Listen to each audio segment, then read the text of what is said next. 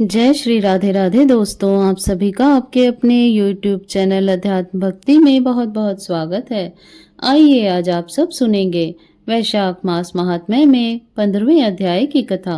अब तक यदि आपने पिछले अध्यायों की कथा का श्रवण नहीं किया हो तो चैनल पर वीडियो अपलोड है, आप वहां से पिछले अध्यायों की कथा का श्रवण भी कर सकते हैं। तो बोलिए प्रेम से भगवान विष्णु की जय, माता लक्ष्मी की जय, सर्व देवी देवताओं की जय। श्रुतदेव जी कहते हैं, हे राजन, मधुसूदन भगवान के प्यारे, पाप नाशक वैशाख महात्म्य का फल और भी सुनो।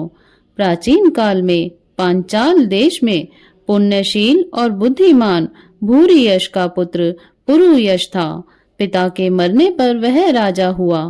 वह बहुत शूरवीर, उदार, धनुर्विद्या और बड़ा प्रतापी था।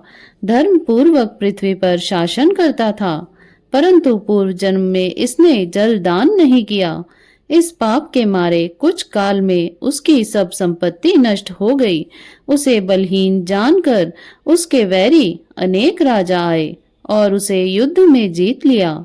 राजा परास्त होकर शिशिनी रानी और धात्रादि गण के साथ, जहां का मार्ग कोई नहीं जानता था, ऐसी पहाड़ी की कंदरा में घुस गया।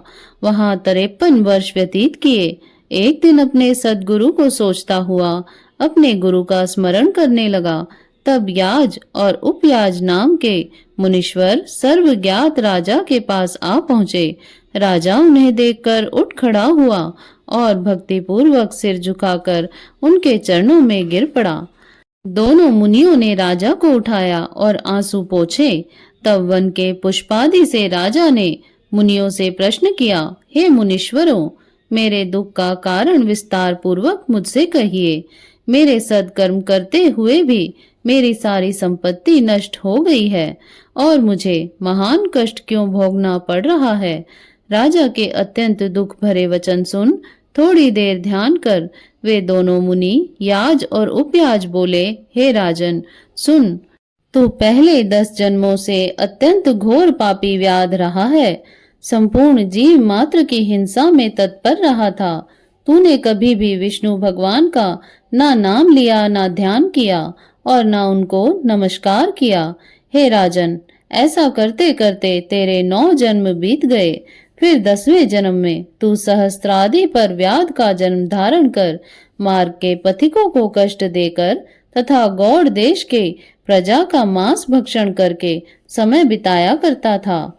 मृग और पक्षियों के छोटे छोटे बच्चों का वध करने के कारण तेरे इस जन्म में संतान नहीं हुई।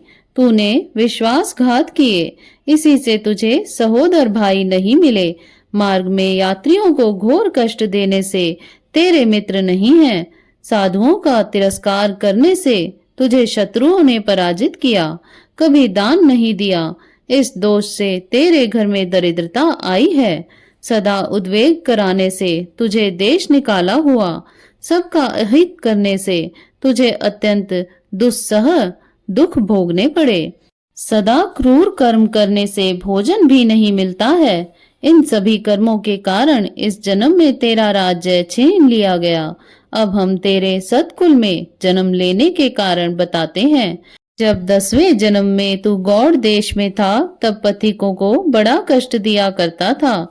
एक दिन कंटकमय वन में 2 वैश्य और कर्षण नामक मुनि वहां आए, जिनमें से एक वैश्य को तूने मार डाला और उसका सब धन छीन लिया, और दूसरे मुनि अपनी जान बचाकर अपने धन को कहीं लता और पत्रों में फेंक गए, और कर्षण मुनि भी अपनी मृत्यु के डर से धूप में भागे तो तृषा और धूप से व्याकुल हो मूर्छित गिर पड़े।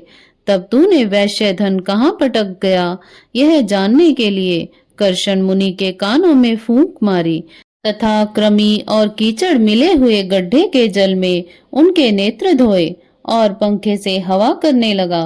तब मुनि ने स्वस्थ चित्त हो जाने पर और तेरे पूछने पर वैश्य का धन पेड़ों में फेंक कर भाग जाने की बात कही। तब तू मुनि को सुख पूर्वक चले जाने को कहकर गहन वन में चला गया। यद्यपि तूने अपने कार्य सिद्धि के लिए मुनि की रक्षा की थी, तब भी उस पुण्य के प्रभाव से तेरा जन्म महापुण्यवान विशाल राजवंश में हुआ। अब यदि तेरी इच्छा सुख, राज्य, सायुज्य, मुक्ति आदि प्राप्त करने की है तो तू इस माधव नाम के वैशाख मास में और अक्षय तृतीया के दिन ब्याई गौ ब्राह्मण को दान दे। शमी छत्री प्रतिमा दान कर, प्याऊ लगवा, स्नान कर, माधव भगवान का पूजन कर। इस वैशाखोक्त धर्मों के करने से तेरी विजय होकर साम्राज्य की प्राप्ति होगी और सब सुख भोगेगा और अपने समान पुत्र प्राप्त करेगा तथा सब लोग तेरे वश में हो जाएंगे। साथ ही विष्णु भगवान के साक्षात दर्शन होंगे। ऐसे कुल पुरोहित दोनों ब्राह्मण याज और उपयाज राजा को समझाकर अपने अपने घर को चले गए। तब राजा ने अपने पुरोहितों की आज्ञा अनुसार अपनी बची हुई सेना को संग ले अपने संपूर्ण कुटुंब सहित पांचाल नगरी में प्रवेश किया और वैशाख के सब धर्मों को करने लगा। जब राजाओं ने फिर चढ़ाई कर दी तब घोर संग्राम कर और उन सबों को जीत उनके राज्य में से 10 अरब घोड़े, 3 कोट हाथी, 1 अरब रथ, 10 सहस्त्र ऊंट, 3 लाख गधे अपनी पुरी में लाया और सब राजा कर देने लगे। मधुसूदन भगवान की कृपा से वह चक्रवर्ती राजा हुआ तथा उसके 5 पुत्र बड़े गुणवान, शूरवीर और उदार घृष्टकेतु, घृष्टद्युम्न, विजय, चित्रकेतु, मयूरध्वज नाम के हुए। संपूर्ण प्रजा अनुराग और विश्वास करने लगी। फिर पांचाल देश का राजा निष्काम चित्त हो मधुसूदन भगवान की पूजा के लिए सभी प्रकार के धर्म करने लगा, जिनसे प्रसन्न हो मधुसूदन भगवान ने अक्षय तृतीया के दिन चारों भुजाओं में शंख, चक्र, पद्म लिए पीतांबर धारण किए, वनमाला पहने लक्ष्मी तथा अनुचरों सहित गरुड़ पर सवार साक्षात दर्शन दिए। उनके असहनीय तेज को देख राजा ने नेत्र बंद कर लिए। फिर उनके दर्शन कर हर्ष के मारे सब देह में रोमांच खड़ा हो गया। नेत्रों से आंसू गिरने लगे और अत्यंत भक्ति पूर्वक हाथ जोड़कर सिर झुका स्तुति करने लगा। इस प्रकार से श्री स्कंद पुराणीय वैशाख महात्म्य में नारद एवं अम्बरीश के संवाद में पांचाल देशाधिपति की जय प्राप्ति नामक 15वां अध्याय पूर्ण हुआ। तो बोलिए प्रेम से भगवान विष्णु की जय, माता लक्ष्मी की जय, सर्व देवी देवताओं की जय। इस प्रकार से ज्ञानवर्धक जानकारियां प्राप्त करते रहने के लिए, व्रत पूजा आदि के बारे में जानने के लिए तथा कथा को श्रवण करने के लिए यदि आप चैनल पर पहली बार आए हैं तो चैनल को सब्सक्राइब कर लें ताकि आने वाली वीडियो की नोटिफिकेशन आपको समय से मिलती रहे। वीडियो को लाइक करें, शेयर करें। सुखी रहें, स्वस्थ रहें। जय श्री राधे राधे। धन्यवाद।